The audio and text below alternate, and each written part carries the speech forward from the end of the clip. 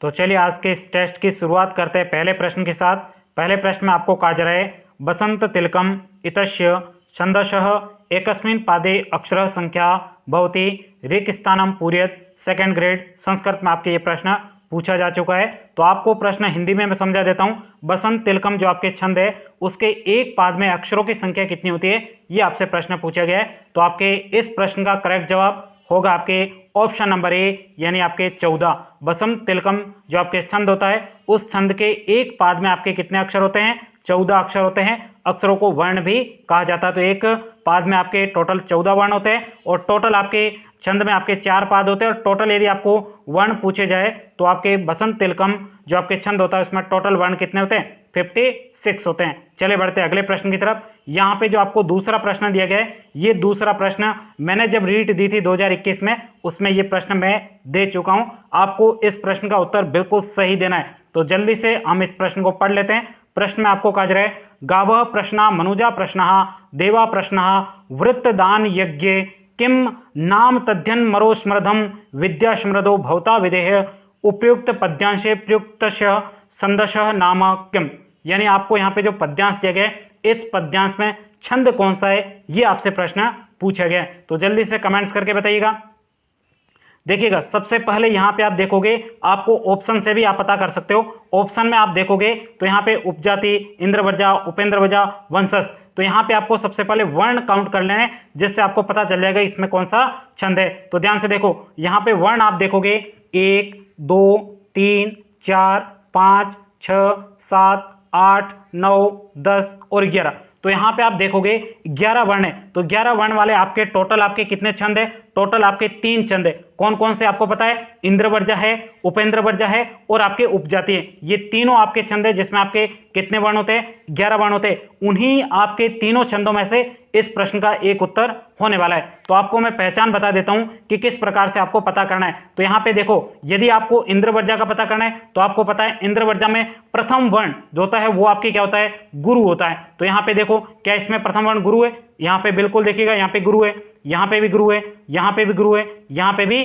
गुरु है। यहाँ पे आपको ध्यान देना है कि यहाँ पे संयुक्त वर्ण से पूर्व वाला वर्ण आपके गुरु होता है, क्योंकि यहाँ पे आप देखोगे ये आपके लघु है भी, लेकिन आपको याद होना चाहिए कि संयुक्त वर्ण से पूर्व वाला जो वर्ण होता है वो आपके कैसा होता है, वो आपके गुरु होता है। तो यहाँ से आपको पता चल गया कि इसमें आपके कौन सा छंद होने वाला है। तो इसमें आपके छंद होगा वो आपके इंद्रवज्जा होगा। आई बात समझ में? बी ऑप्शन इसका करेक्ट जवाब होता। चलिए बढ़ते हैं अगले प्रश्न की तरफ। अगला आपके प्रश्न तीसरा है, जिसमें आपको कहा जा रहा है मिश्रितम छंदो भवति। मिश्रित छंद कौन सा होता है? तो आपको पता है, यहाँ पे ऑप्शन दे सकते हो, उपजाति, आर्या, इंद्रवज्जा, उपेंद्रवज्जा। तो यहाँ पे आपको ध्यान देना है, प्रश्न में दिया गया है मिश्रित छंदो भवति। मिश्रित छंद कौन सा होता है? तो आपको पता है इंद्रवज्जा, उपेंद्रवज्जा, इन दोनों का आपके जो मिश्रण रूप होता है वो आपके कौन सा होता है, उपजाति छंद होता है, जिसमें आपके मात्राओं की संख्या पूछी जाए तो आपको पता है सभी में 11-11 वर्ण होते हैं। और उसके बाद में इन दोनों का मिश्रण, जिसमें ऐसा छंद जिसमें इंद्रवज्जा भी हो एक लाइन में, या फिर एक पाद में इंद्रवज्जा, दूसरे पाद में उपेंद्रवज्जा, तो वहां पे आपको सीधा उपजाति छंद को सेलेक्ट करना है। तो इस प्रश्न का आपके बिल्कुल करेक्ट जवाब क्या था? ऑप्शन नंबर ए, उपजाति। चलिए बढ़ते हैं अगले प्रश्न की तरफ। अगला यहाँ पे आपको चौथा प्रश्न दिया गया है, जिसमें आपको कहा जा रहा है प्रतिपादम एक विंशति वर्णात्मक किम छंद। यानी आपसे प्रश्न पूछा गया है प्रति पद में या फिर प्रतिपाद में 21 वर्ण किस छंद में होते हैं, ये आपसे प्रश्न पूछा गया है। तो ये आपको बिल्कुल इजीली पता है, 21 वर्ण वाला एक ही छंद है। कौन सा छंद है? स्त्रंगधरा। ऑप्शन नंबर डी आपके करेक्ट जवाब होगा। आई बात समझ में? चले बढ़ते हैं अगले प्रश्न की तरफ। अगले प्रश्न में आप देखोगे तो यहाँ पे आपको कहा जा रहा है प्रश्न संख्या 5, जिसमें कहा जा रहा है आर्या छंदसी द्वितीय चरणे मात्रा भवन्ति। यानी आपसे प्रश्न पूछा गया है कि जो आपके आर्या छंद होता है उसके सेकंड चरण में मात्राएं कितनी होती है।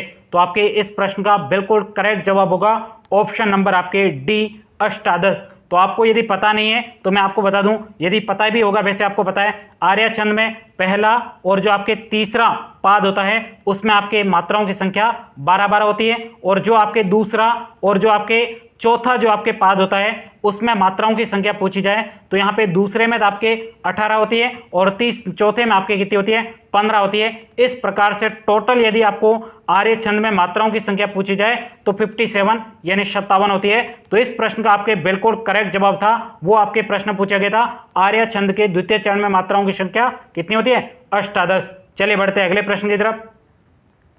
अगला यहाँ पे आपको छठा प्रश्न दिए गए जिसमें कहा जा रहा है मालिनी प्रतिपादम कति वर्णयुता भवति, यानी जो आपके मालिनी छंद है उसके प्रत्येक पाद में कितने वर्ण होते हैं। तो यहाँ पे आपको संस्कृत में संख्या दे रखी है, जल्दी से आपको कमेंट्स करके और अपना जो आपने पढ़ा है थ्योरी को उसमें से प्रश्न किस प्रकार से पुट आउट होते हैं, किस प्रकार से पिछली भर्तियों में ये सभी प्रश्न पूछे गए, वही प्रश्न यहाँ पे मैंने शामिल किए हैं। तो यहाँ पे इस प्रश्न का करेक्ट जवाब क्या होगा जल्दी से बताइएगा। तो यहाँ पे आपके मालिनी जो आपके छंद होता है उसमें 15 वर्ण होते हैं। कितने वर्ण होते हैं 15 वर्ण होते हैं। तो इस प्रश्न का आपके बिल्कुल करेक्ट जवाब होगा डी ऑप्शन पंचदश वर्णयुता, यानी जो आपके मालिनी जो आपके छंद होता है जिसमें प्रतिपादम कति वर्णयुता भवति पंचदश वर्णयुता भवति। चलिए बढ़ते हैं अगले प्रश्न की तरफ। अगला यहाँ पे आपको 7वां प्रश्न दिए गए जिसमें आपको कहा जा रहा है छंदः पादोतु, संस्कृत सेकंड ग्रेड में ये प्रश्न पूछा गया है। छंदः पादोतु, छंद किसके पैर होते हैं। तो आपको पता है छंद जो है वेद रूपी पुरुष के क्या होते हैं पैर होते हैं। तो यहाँ पे आपके छंदः पादोतु, तो ये आपके ऑप्शन नंबर बी इसका करेक्ट जवाब होगा। आपने एक लाइन भी याद की होगी छंदः पादोतु वेदस्यः, ये आपने सूत्र भी याद किया होगा। तो इस प्रश्न का बिल्कुल करेक्ट जवाब होगा ऑप्शन नंबर बी वेदस्य। चलिए बढ़ते हैं अगले प्रश्न की तरफ। अगला यहाँ पे आपको 8वां प्रश्न दिए गए जिसमें आपको कहा जा रहा है लौकिक छंद भवति। अब यहाँ पे ये भी आपके सेकंड ग्रेड संस्कृत में पूछा गया है, जल्दी से आपको बताना है लौकिक छंद भवति यानी लौकिक छंद की कितनी विधियां होती है। तो यहाँ पे त्रिविधम, चतुर्विधम, द्विविधम, पंचविधम। तो इस प्रश्न का करेक्ट जवाब क्या होगा जल्दी से कमेंट्स करके बताइएगा। तो इस प्रश्न का आपके बिल्कुल करेक्ट जवाब होगा ऑप्शन नंबर सी द्विविधम। आप दो कौन कौन सी विधियां जल्दी से आपको कमेंट्स करके बताना है। पहली विधि है आपके वर्णिक यानी वर्णों के आधार पर, और दूसरी कौन सी है दूसरी आपके मात्रिक यानी वर्णिक और मात्रिक, ये दो विधियां हैं लौकिक छंद की। चलिए बढ़ते हैं अगले प्रश्न की तरफ। अगला यहाँ पे आपको 9वां प्रश्न दिए गए जिसमें आपको कहा जा रहा है न भ भ र इत्यते कस्य छंदस्य छंदः लक्षणम प्रतीयते। यहाँ पे जो आपके ये वर्ण दिए गए इन वर्णों से आपको पता करना है ये आपके किस छंद का लक्षण प्रतीत होते हैं। तो आपको पता है यहाँ पे ऑप्शन देखोगे द्रुत विलिमतम, इंद्रवर्जा, बसंत तिलकम और दूसरा है स्तग्धरा। तो स्तग्धरा में आपने कोई भी लाइन याद नहीं की होगी, उसमें कोई भी गण याद नहीं किया होगा। द्रुत विलिम, इंद्रवर्जा, बसंत तिलका, इन तीनों में ही आपने यहाँ पे एक गण याद किया होगा। जैसे हम बात करें यहाँ पे दुर्त विलंबितम, तो इसमें आपने ध्यान दिया होगा कि वर्णों की संख्या तो आपके कितनी होती है 12 होती है, लेकिन उसके साथ साथ में आपने यहाँ पे दुर्त विलंबितम नगण याद किया होगा।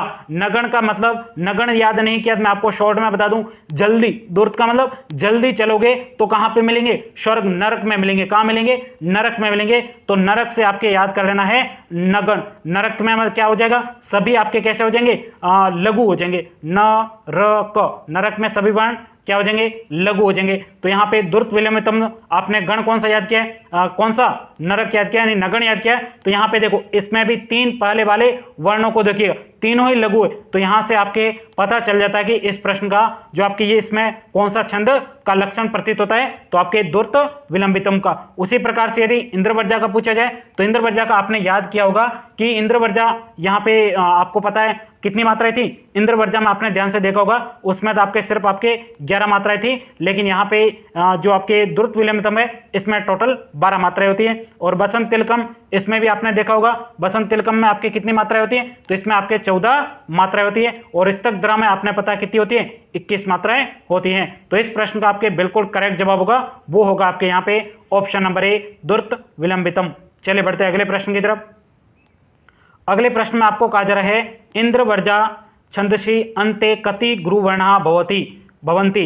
तो यहाँ पे आप देखोगे ये आपके स्कूल व्याख्याता यानी लेक्चरर में पूछा गया प्रश्न है इंद्रवर्जा छंद से अंति कति गुरुवर्णा भवति।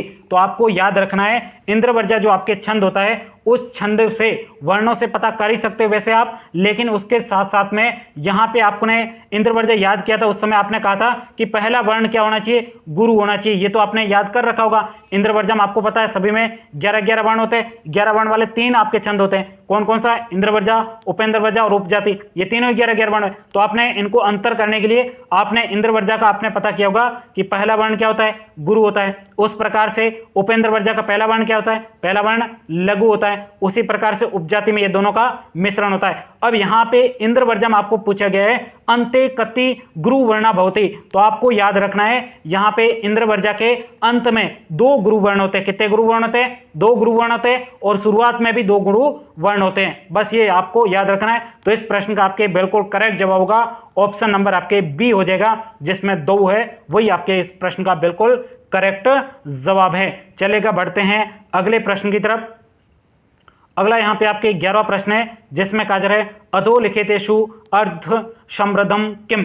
यहाँ पे समृद्धम किम ये आपके संस्कृत सेकंड ग्रेड में प्रथम श्रेणी 2014 में पूछा गया है। यहाँ पे आपसे पूछा गया है अधोलिखितेषु अर्ध समृद्धम किम, यानी आपके कौन सा छंद है जो अर्ध समृद्धम है। तो यहाँ पे आप देखोगे शिखरणी, मंदक्रांता, शालिनी, वियोगिनी। तो इस प्रश्न का आपके बिल्कुल करेक्ट जवाब होगा ऑप्शन नंबर डी, वियोगिनी है जो आपके अर्ध समृद्धम जो आपके छंद है। चलिए बढ़ते हैं अगले प्रश्न की तरफ। अगला यहाँ पे आपके 12वां प्रश्न दिया गया है जिसमें आपको कहा जा रहा है, ध्यान से देखोगे, यस्य छंदशः प्रथम तृतीय चरणयों 12 मात्रा भवन्ति।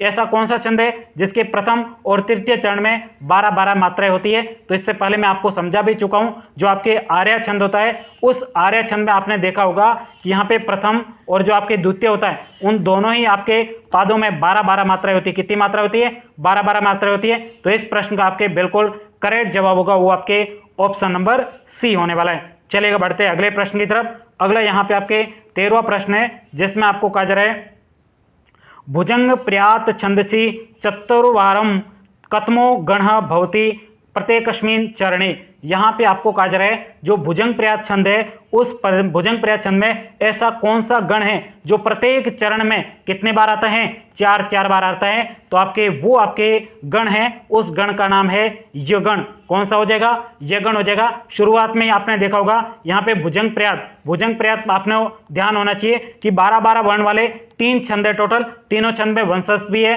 दूसरा आपके द्रुत विलंबितम है और तीसरा आपके है वो आपके भुजंग प्रयात है। तो वंशस्थ का आपको पता है, वहां से आपको पता चल जाएगा जवान का मतलब उसमें जगण लग जाएगा। जवान से आप समझ सकते हो कि इसमें लघु कौन सा हो जाएगा? जवान। तो यहां से लघु दीर्घ लघु हो जाएगा। तो यहाँ पे आपके जगण हो जाएगा जो आपके किसमें लगेगा? वंश में जवान लड़का होना चाहिए। और दूसरा आपके जो दुर्त विलंबितम है, दुर्त विलंबितम का भी मैंने आपको समझाया, जल्दी चलोगे तो कहां पे मिलेंगे? नरक में। तो यहाँ पे तीनों ही आपके क्या हो जाएंगे? लघु हो जाएंगे। और तीसरा जो आपके यहाँ पे पूछा गया है भुजंग प्रयात छंद, इस प्रयात में देखोगे ये आ रहा है। तो यहाँ पे आपको यगण याद रखना है। यगण का मैंने आपको जो आपके पहला आपने सूत्र याद रखा, यमाता राजभान सलगा, ये मैंने बहुत अच्छे तरीके से याद कर रखा है। आपने भी बहुत अच्छे तरीके से याद किया भी होगा। यमाता राजभान सलगा, मैंने तो इस प्रकार से गीत गा के मतलब थोड़ा सा लय ताल तो कुछ नहीं है लेकिन फिर भी मैंने इस प्रकार से याद किया था। अब मुझे कभी भी पूछे तो मैं ये नहीं बोलता हूं। तो यहाँ पे आपके कौन सा गण लगेगा? तो यहाँ पे इस प्रश्न का आपके बिल्कुल करेक्ट जवाब होगा वो आपके ऑप्शन नंबर डी होगा, यगण। चलिए बढ़ते हैं अगले प्रश्न की तरफ। भुजंग प्रयात में 4 बार यगण आता है प्रत्येक पाद में, ठीक है। चलिए बढ़ते हैं अगले प्रश्न की तरफ। अगले प्रश्न आपके 14 जिसमें कहा जाए जगणस्य गण चिन्ह वर्तते, यानी जो आपके जगण होता है उसमें गण चिन्ह क्या होते हैं। तो अभी मैंने आपको बताया था जगण कहो या फिर जवान में आपको पता क्या होता है? जवान में आप देखोगे लघु दीर्घ लघु। तो यहाँ पे देखो कौन सा ऑप्शन है, तो यहाँ पे आप देखोगे ऑप्शन नंबर आपके 1 बिल्कुल करेक्ट जवाब है, लघु दीर्घ लघु। चलिए बढ़ते हैं अगले प्रश्न की तरफ। अगला आपके 15वां प्रश्न है जिसमें आपके कहा जा रहा है अनुष्टुप छंदसी पंचमा अक्षरा भवती। जो आपके अनुष्टुप छंद होता है उसमें जो पंचम अक्षर होता है वो किस प्रकार का होता है? तो यहाँ पे लघु होता है, गुरु होता है, या सानुसारवार होता है, या प्लुत होता है। जल्दी से आप कमेंट्स करके बताइएगा। ये तो प्रश्न बहुत ईजी है। तो आपको हमेशा याद रखना है जो आपके अनुष्टुप छंद है उसमें पांचवा और छठा वर्ण, पांचवा तो होता है आपके लघु और छठा होता है वो आपके कैसा होता है, दीर्घ वर्ण होता है। यहाँ पे आपको पंचमा अक्षर पूछे गए तो पंचमा अक्षर आपके कैसा हो जाएगा, ये आपके लघु हो जाएगा। तो ये 15 प्रश्न थे, इसमें से आपके कितने प्रश्न राइट हुए जल्दी से आप मुझे कमेंट्स करके बता दीजिएगा। मिलते हैं अगले आपके रीड के नए टॉपिक के साथ में, तब तक के लिए जय हिंद जय भारत।